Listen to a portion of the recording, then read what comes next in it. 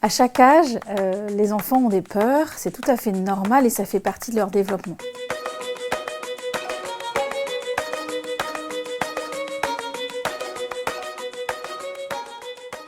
C'est important de pouvoir les écouter pour les transformer. Parce qu'on a parfois tendance à essayer de minimiser la peur pour rassurer justement et que l'enfant n'ait plus peur, mais c'est l'inverse qu'il faut faire.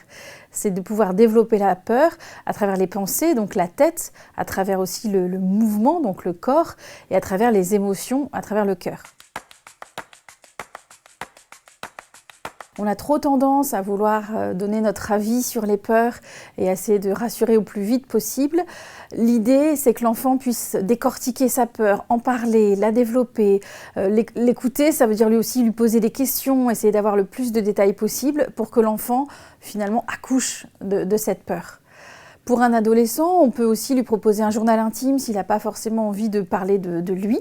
Un journal intime, c'est bien sûr des mots, ça peut être aussi des dessins, ça peut être simplement des pensées comme ça en vol, mais en tout cas quelque chose où il est en dialogue entre lui et lui-même et il va pouvoir développer, encore une fois, sa peur avec toute la place dont il a besoin. Le point clé, c'est que quel que soit son âge, l'enfant doit rester actif. C'est lui qui doit parler de sa peur et c'est pas le parent qui doit passer des heures et des heures à essayer de le rassurer. Parce que c'est à ce moment-là où l'enfant va prendre confiance en lui et intérieurement, donc sans que le parent soit là, va pouvoir faire cheminer cette peur dans sa tête. Pour dépasser sa peur, l'enfant peut se servir de son corps. Quand l'enfant a peur, il est figé, il ne bouge plus. Donc à l'inverse, pour l'aider à exprimer tout son stress, ça va être de faire bouger l'enfant, le faire courir, le faire sauter. En un mot, le faire transpirer. Pourquoi ? Parce que quand l'enfant transpire, les hormones de stress s'en vont avec la transpiration. Une autre forme de mouvement qui est intéressante aussi, c'est la posture du héros. Donc peu importe le héros, mais le dos bien droit, le buste assez ouvert, les yeux vers le haut. Ça peut être même la posture de Superman s'il veut, ou en tout cas quelque chose qui montre que son corps va être puissant, qui fait que quand le corps indique au cerveau que tout va bien, parce que voilà, l'enfant est bien positionné, les pensées de stress diminuent puisque le corps montre que tout va bien.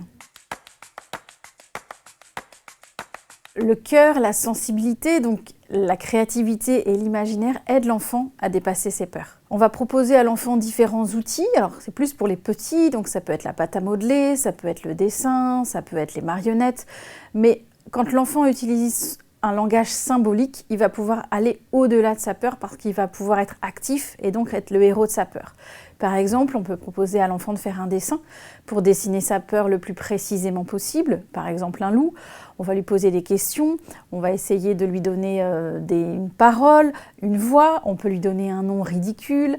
Et puis progressivement, on aide l'enfant à dépasser cette image en l'embellissant quelque part ou en la rendant plus accessible. Il peut par exemple déguiser ce loup ou lui dire des paroles gentilles, devenir ami avec. Et on voit que le processus, c'est d'abord, je regarde ma peur en face, donc je la dessine. Ensuite, j'en parle, je m'exprime et ensuite, je la travaille différemment pour ne plus qu'elle me fasse peur avec des images tout à fait rassurantes. En un mot, utiliser l'imaginaire permet de transformer l'image mentale et passer d'une image qui fait peur à une image qui est tout à fait anodine finalement dans la tête de l'enfant.